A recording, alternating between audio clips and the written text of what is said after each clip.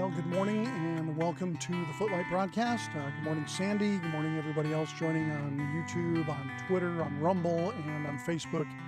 Thank you for your time and attention. I hope I'll do my best to pay it off and make sure that your time is well invested today. We will unpack today the first half of Romans chapter 3.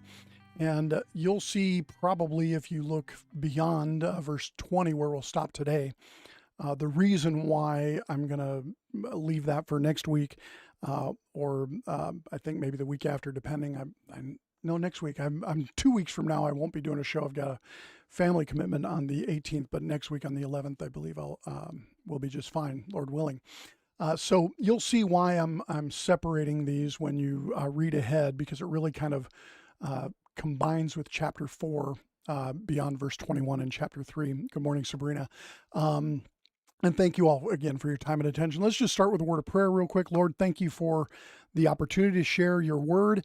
Thank you that you have given lots of commentators throughout time insight, that we've been able to benefit from that and learn from the insights of others, as well as your own gift to us of the Holy Spirit that helps us understand the scriptures. So thank you, Lord, for that.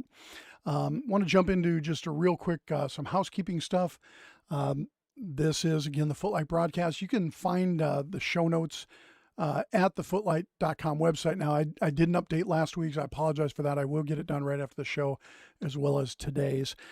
If you want to communicate something about the show, you can call the message line, 866-988-8311. That is suggestions for topics, insight into the current chapter. The next one, is coming chapter 4, as well as disagreements. You're welcome to also to email that to brian@thefootlight.com. And I covet your Facebook messages, YouTube comments, etc.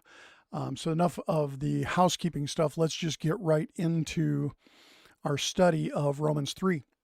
So I'm going to read this text off to you, and then we'll unpack it. We're going to read through verse 7. If you have your Bible, you might want to follow along. I use the New King James Version, not because it's better, because I'm used to it, I guess, more. Lots of great versions of the Bible out there. So let's start chapter 3, verse 1. What advantage then has the Jew? Or what is the profit of circumcision? Much in every way, chiefly because to them were committed the oracles of God. For what if some did not believe? Will their unbelief make the faithfulness of God without effect? Certainly not. Indeed, let God be true, but every man a liar. As it is written, that you may be justified in your words and may overcome when you are judged. But if our unrighteousness demonstrates the righteousness of God, what shall we say? Is God unjust who inflicts wrath? I speak as a man. Certainly not. For then how will God judge the world? For if the truth of God is increased through my lie to his glory, why am I also judged as a sinner? And why not say, let us do evil that good may come, as we are slanderously reported, and some affirm that we say their condemnation is just. So that's through verse 8. And here we go. Let's just see what we have to say about that, I guess. So let's unpack it. First verse he says, what advantage then has the Jew, or what is the profit of circumcision? Now, Paul's been going through this expository idea that all men are sinners, that the Greeks are sinners, the Jews are sinners. And he says, now he's kind of indicted them last chapter. And now he says, what advantage then has the Jew? And, what is the profit of circumcision? This is, of course, a question intended to make a point here, right? And so what is this profit of circumcision thing? And everyone knows what circumcision is, right?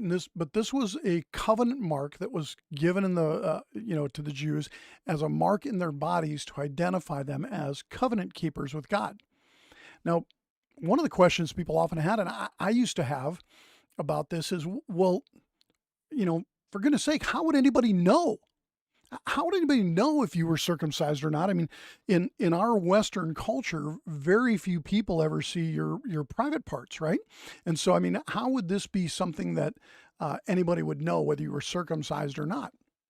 Well, and back in the Bible times, you have to understand that public nudity was relatively common. Now, what I don't mean is that people were walking around the streets or around their neighborhoods naked. This was not the case. But you have to recognize that there were no tidy whities, right? back in the Bible days, there were no nice, neat stalls for using the bathroom. There were no showers or bathtubs at home. So people often cleaned themselves in the river, in the lake, or in a public bath of some kind. And a lot of people, because again, there was not a lot of wealth distributed, right? People were basically hand-to-mouth subsistence income for the most part. And most people only had, or many people only had one garment. They didn't have like, a whole closet full of stuff like we do, or a whole, chest of drawers full of different, colors and styles of underwear, depending on the weather and the day of the week, right? And I mean, I don't know about you guys, but, the old saying, maybe your mom told you, hey, make sure you got clean underwear on because you might be in an accident. Well, in that culture, you better make sure you had your one pair of underwear on because you didn't have any other pair. So when you went down to bathe, oftentimes people just stripped down to bathe, and then they would actually wash their clothing sometimes at the same time, right? Or depending, they wouldn't wash their clothing because they didn't want to put wet clothing back on when they got out. So this is one of the ways that the Jews identified themselves, is by this mark in their body. Now, there were also a thing called, and I'm sorry, my Hebrew pronunciation is not great, but it's a mikvaot. And this was like a public baptismal. The Jews were very concerned about purity, about cleanliness. There was ritual washings and so on. And so these mikvaots were scattered all over Judea and Galilee, and it was a pool in which the Jews would immerse themselves for the idea of becoming ritually clean before they went to the temple. And so these were basically almost like baptistries, and this is why people didn't really argue about the concept of baptism, because it was commonly known that a ritual washing was necessary to go into the presence of God purely. And so this was the idea here of the mikvaot. And so the idea of the what is the prophet of circumcision, of course, you have to know how that people are, right? And this is how. Okay, so verse 2, Paul continues on, much in every way. Much in every way is the advantage and the prophet of circumcision, as he says, chiefly because to them were committed the oracles of God. And so the Jews had been given the Old Testament, right? They'd been given the prophets. They'd been given the Psalms, the wisdom literature. And the oracles of God means that they've been given God's word. And they had preserved it. And the Jews had more information and better information than any of the Gentiles. And so this is the advantage that the Jew has that Paul begins to address in verse 1. What advantage has the Jews? Well, they should have known better, if you will. They should have been able to, from understanding the Old Testament, they should have been able to recognize the Messiah. In other words, with great knowledge comes great responsibility. And because the Jews had superior knowledge of the things of God, they had a higher level of responsibility. Let's go on. Verse 3, for what if some did not believe? Will their unbelief make the faithfulness of God without effect? What is this saying? Well, our belief in God, it doesn't add anything to him, and our unbelief doesn't take anything away from him. God is faithful regardless of what we do. But what Paul's addressing here is the idea that the Jews were supposed to be saved by the Messiah. I mean, here they are in Rome, right? He's writing to the Roman church. The Messiah has come, and obviously there were Jews who hadn't become Christians. They hadn't come to a saving knowledge of Jesus. And for this reason, there were people questioning, is God faithful? Can God be relied on? After all, he said the Messiah would save the Jews, and there are some Jews who aren't saved. So hence the question, what if some did not believe? Well, their unbelief, and the unbelief he's addressing is the unbelief of some of those who should believe because they have superior knowledge and they know better. Does their unbelief make God's faithfulness without effect? And so these are rhetorical questions, right? And rhetorical questions are questions that aren't really intended to elicit an answer. They are to make a point. through the interrogative process, right? And so Paul's been asking this series of rhetorical questions, which he'll continue later on. What advantage has the Jew? What is the profit of circumcision? What if some didn't believe? Will their unfaithfulness make God, somehow unfaithful? These are Paul making a point through these questions. And then he continues on, verse 4, certainly not. Indeed, let God be true, but every man a liar, as it's written, that you may be justified in your words and may overcome when you are judged. Now, Paul's answering some of his own questions here, right? Certainly not, he says, right? Absolutely not. It doesn't matter what men say or do. It doesn't change the faithfulness of God. And Paul's referencing here, it says, as it is written. Now, one of the things we have to do or should do every time we see as it is written, we should go find out where it was written, because then we can get some context for what was written, right? So Paul's referencing here Psalm 51. And so it's verses 3 and 4. And let me read it to you. Let me share it with you what it says here. It says, for I acknowledge my transgression, and my sin is always before me. This is Paul after his adultery with Bathsheba. And he's repenting of his sin. And he says, my sin is always before me. Against you and you only have I sinned and done this evil in your sight, that you may be found just when you speak and blameless when you judge. In Romans, it says that you may be justified in your words and overcome when you are judged. And so what he's saying is, because I'm a sinner, God, you're faithful. Every man can be a liar. And because you're faithful, you're just when you judge me for my sin. And so he's saying here that he's just when he judges the Jews for their sin, is what Paul's communicating here. And the sin of what? Of unbelief on the part of some of them. Now, I want you to start paying attention, if you will, through the rest of this, how often in the upcoming verses, and in this one we just had said that you may be found justified when you speak, right? Justified in your words. I want you to start paying attention to how often Paul is referencing the way people speak here. The idea here is our words are really, really important. They really matter. And he says, when, let God be true and every man a liar. Well, what are you doing when you lie? You're speaking, right? Or sometimes you're not speaking, but you're communicating something. In either way, you're representing verbally or somehow otherwise something that's not true. Let's just say you're not even using words. You're using pantomime or charades, right? You're still communicating things that are understood in words. So God is talking here about maybe just when you speak, right? And so if we think about it, the power of words is kind of a big deal. In the third verse of Genesis, this is right at the opening of the Bible, God said, let there be light. And there is power in our words. What we say is of great consequence. And if we look for, kind of a reference for that idea, Jesus said back in Matthew 12:34, in the Gospel of Matthew, it says, for out of the abundance of the heart, the mouth speaks. And the idea isn't that your words necessarily condemn you, but your words are a reflection of what's in your heart. And your heart is what God is making judgments about. Again, in Luke 6:45, a good man out of the good treasure of his heart brings forth good, and an evil man out of the evil treasure of his heart brings forth evil. For out of the abundance of the heart, his mouth speaks.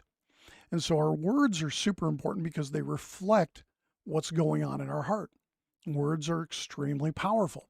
You probably heard that when I was a kid, it was going around, it was popular to say, sticks and stones may break my bones, but words will never hurt me, or names will never hurt me. Well, nothing can be more untrue. I've had a broken bone, and probably you have too at some point, and my broken bone healed up just fine. But some of the verbal wounds, some of the things people have said to me that were really damaging and unkind, some of those things have stuck with me a lot longer than any physical injuries ever have, right? And so words have huge consequences.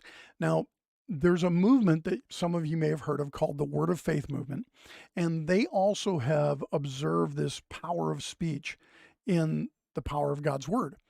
And the error that these folks make, hey, Daryl, good morning, is the idea of that words are containers of power is the way they would communicate it. Guys like Kenneth Hagin or Kenneth Copeland, these guys are have the idea that words are containers of power and that there are laws of the universe about words that even God himself is subject to. And it's almost similar to like the Christian Science movement. You know, Mary Baker Eddy founded Christian Science, and she believed that Jesus was just a man like you and I, or just, just a person like you if you're a woman, right? But that Jesus understood the principles of the universe, and that all we have to do is understand and appropriate the same thing, and we'll be like Jesus. Now, the Word of Faith movement doesn't say exactly that, but what they do say is that all you have to do is, quote, speak it into existence. In the New Age movement, they call this manifesting, the idea that you would manifest what is, say it, and then it will be manifested in your life. This is the idea of the power of words, but it's a perversion or a perverse understanding, if you will, in my view. The Word of Faith movement makes God subject to the laws of the universe that he set up, as though he couldn't change them or contravene them. And I think the very nature of God is that we often see him acting outside of the laws of the universe he set up. This is what we call miracles. And this is the point, is that God can supersede any of his rules anytime he wants. And in the Word of Faith movement, they articulate the idea that God puts power into these words, and those words need to be obeyed even by God himself. They say that you can have whatever you ask God for.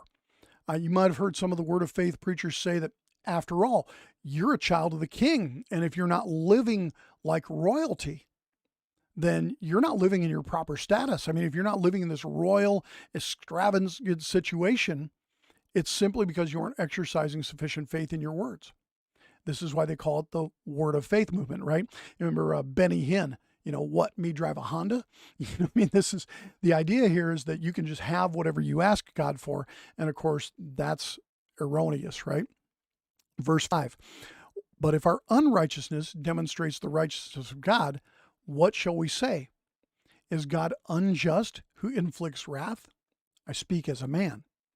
Now, Paul's asking yet another rhetorical question here. If my sins show how God is righteous, if they show how good God is, then why should he judge me? Why should he be angry at me for sinning if my sin shows off his glory? And since God has said that all men sin, some people say, well, I'm just going to keep sinning because it'll prove that God has spoken the truth. Now, Paul ends this thing with, I speak as a man. And he's not trying to imply that he's no longer under, inspiration here, no longer speaking under apostolic authority. He's explaining that only as a man without God, would anyone dare to question God's justice. Okay, and in 1 Corinthians 2:14, it says, but the natural man does not receive the things of the Spirit of God, for they are foolishness to him, nor can he know them, because they are spiritually discerned. And so Paul's communicating here that the natural man, he's speaking with man's normal tendency. Hey, if you're glorified by my sin, I'm going to keep on sinning, which would be a really easy decision to make, because the truth is, most of us like sinning at some level. We like going our own way. We don't really typically enjoy being under the authority of God often. Of course, once you walk with the Lord longer, you kind of understand that you really do, and it's way better for you. Now, this here is the verse 6. He says, certainly not. Certainly not. We shouldn't go on sinning, for how will God judge the world? Now, this is the second time in just 6 verses that Paul says, certainly not. And what becomes clear as you read this is Paul is countering the arguments that he either knows or suspects some are making. Verse 7 here, 7 and 8, for if the truth of God is increased through my lie to his glory, again, through my lie, this is about speech again, through my lie to his glory, why am I also still judged as a sinner? And why not say, again, our words, right? Let us do evil that good may come. As we are slanderously reported, slander is what? Evil speaking of someone, right? Slanderously reported, as some affirm. How do you do an affirmation? by communicating in words, right? Some affirm that we say their condemnation is just. And so what Paul's kind of addressing here is it appears that at least some people were making a claim that this was the teaching of Paul and the apostles, that they went on sinning and demonstrating thereby God's goodness. And so why is God judging them is kind of the idea here. Now, let's continue on with our chapter here, verses 9 through 18. I'll just read them, then we'll unpack these a little bit. Verse 9, what then? Are we better than they? Not at all. For we've previously charged both Jews and Greeks that they are all under sin. As it is written, there's none righteous, no, not one. There's none who understands. There's none who seeks after God. They've all turned aside. They've together become unprofitable. There's none who does good. No, not one. Their throat is an open tomb. With their tongues they've practiced deceit. The poison of asps is under their lips, whose mouth is full of cursing and bitterness. Their feet are swift to shed blood. Destruction and misery are in their ways, and the way of peace they have not known. There's no fear of God before their eyes. Now he starts this whole section, verse 10, as it is written. So again, when we see as it is written, we're going to have to figure out where it was written. So we're going to get into that here in a minute. But verse 9, what then? Are we better than they? Not at all, for we have previously charged both Jews and Greeks that they are all under sin. Now, who is the we? What then? Are we better than they? Who is the we Paul's referencing? Well, he's referencing the Jewish people, right? The Israelites, of whom he is a we. And the they are the Gentiles, right? And then he immediately clears it up at the end of verse 9 by saying both Jews and Greeks are all under sin. So let me read it again. What then? Are we, the Jews, better than they? Not at all, the Gentiles, right? For we, the Jews, have previously charged both Jews and Greeks, chapter 1, chapter 2, that they are all under sin. And so this is the traditional teaching, right? That chapter 1 is about the Greeks being under sin. Chapter 2 is about the fact that the Jews are under sin, and Greeks means Gentiles, right? And Paul's basically clarifying, hey, guess what? It's the same. For Jews and Gentiles, you're all under sin. So verse 10, we're going to jump into here, and this is the as it is written. So we'll start breaking this down. There is none righteous, no, not one. There's none who understands, verse 11. There's none who seeks after God. They've all turned aside. They've together become unprofitable. There's none who does good, no, not one. Now, the traditional Calvinist teaching on this, and I did a series on Calvinism that you can go back and reference, but the traditional Calvinist teaching or the Reformed theological teaching is that this is the indictment of all mankind. There's no one righteous, not one. This is total depravity. Man doesn't have a chance. He can't even consider seeking and loving God, is what is taught from this. Well, let's just look at what this is. This is a direct quote from Psalm 53. Paul's quoting Psalm 53, verses 1 through 3 is where we find this. And let me read it to you. And again, Psalm 53. The fool has said in his heart, there's no God. They are corrupt and have done abominable iniquity. That our part that Paul quotes. There's none who does good. God looks down from heaven upon the children of men to see if there are any who understand, who seeks God. Every one of them has turned aside or gone their own way. They have together become corrupt. There's none who does good. No, not one. So in the context here, is this about everybody? Let's read the start of it again. The fool has said in his heart, there's no God. Who is this about? This is about people who say there's no God. In other words, it's about atheists. And this is not, in my view, as is so often taught, a verse that claims total depravity for all mankind, because Paul introduces it saying, the fool says in his heart. He's talking about atheists. Now, in my day job, for the last number of years, the industry I've been in, there are a lot of, here in the Seattle area, there are an awful lot of Middle Eastern people who are Muslims in this business. And a number of them over the years have become close friends of mine. And a number of them I know will be listening to this podcast, because I know some of them are listening to it, and talk to me about it. Now, these are not people who don't believe in God. These are not atheists. Some of these people are, in my experience, good people and kind people. And the reason they're kind, the beginning of wisdom is fear of the Lord, right? And they fear God. They're monotheists who believe that God exists. This thing here, the fool says in his heart, there's no God, doesn't apply to them. Now, I'm not trying to say that these guys are going to heaven, that they're saved or anything like that. What I am saying is that this idea of total depravity is not true. It's just not. And further, this section of Psalms, and most of the book of Psalms, is poetry, right? And poetry, as we know, often uses hyperbole. And you've probably heard this. I've often heard Christians say things like, well, the problem with churches today, or Christians, fill in the blank, Christians don't do, there's these generalizations, right? This is hyperbole. Now, the person who's speaking when they say the problem with churches or the problem with Christians or Christians, fill in the blank, whatever it is, they're complaining about the general state of things. But they're probably not complaining about their own church. They're probably not complaining about their own Christian walk. And this is no different with David here. David wasn't a man who said, there's no God, okay? And he knew others who didn't say there was no God either.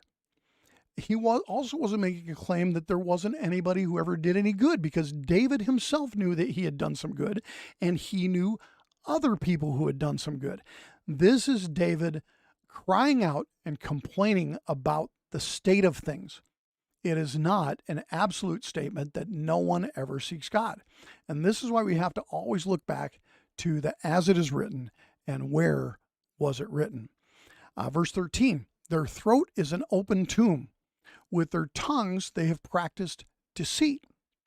Well, again, their tongues, they've practiced deceit. And what's coming out of their throat? Their words, what they have to say. Now, this thing about an open tomb, an open tomb for the Jew, an open tomb, remember Jesus said to the Pharisees, he said, that that your whitewashed tombs full of dead men's bones. And the problem with a tomb was most of the tombs, or many of the tombs, were in caves. Now, caves were very utilitarian in the Bible times, right? Because structures were difficult to build and expensive. And, if you think about it, there were no porta potties. There were no public restrooms. And so caves often served as a public restroom. They also often served as a haven for animals, but they also often served as a place to put dead men's bones, right? In a cave. And so the idea here is that people were coming to Jerusalem for the temple celebrations or the temple rituals, right? And they would come into Jerusalem, and sometimes people had to relieve themselves, right? And even we see King Saul going into a cave to relieve himself. And the idea is you'd come into Jerusalem, and if you had to use the restroom, you're not going to do that out in front of everybody. So you duck into a cave and you find dead men's bones in there because you think it's a restroom and it's a tomb, and now you're ritually unclean. The fear of coming in contact with a dead body was a real thing. And if you had made the journey to Jerusalem and you come into contact with a dead man's bones, you're now ritually unclean for 7 days. You can't even go to the temple to do what you came to do. And if there was a holiday that was a specific date and you were unclean over that holiday, it didn't matter that you were clean 7 days later. And so the practice, we want to know, what is this whitewash tombs? The practice was to whitewash the outside of the tomb so that people would know that this was a tomb a tomb where dead men's bones were. This cave had dead men's bones in there. Don't go in there, right? Now, what is whitewashing? Whitewashing is just they would use like gypsum or a light colored mud or something to make a paste or a covering of some kind, almost a paint that would go on the outside of the tomb. And the reason that we call it whitewash, people say, oh, he just whitewashed that, is it's different from actual paint that has some kind of permanence. The whitewash would disappear as soon as it rained. And so the idea when he says that you are whitewashed tombs full of dead men's bones is the whitewashing is temporary. You look good now, but what's inside of you and what's coming out of your mouth is uncleanness. And that's what Jesus is saying when he says that you're whitewashed tombs full of dead men's bones. Now back to verse 13 here in our chapter. Their throat is an open tomb. With their tongues they have practiced deceit. And so Paul is expanding on this. This is, again, quoting another psalm. In this case, it's Psalm 5, verse 9. And Paul's going through and saying, your throat is out an open tomb. It's full of dead men's bones. You're unclean when you speak. Out of the heart, out of the abundance of the heart, man speaks, right?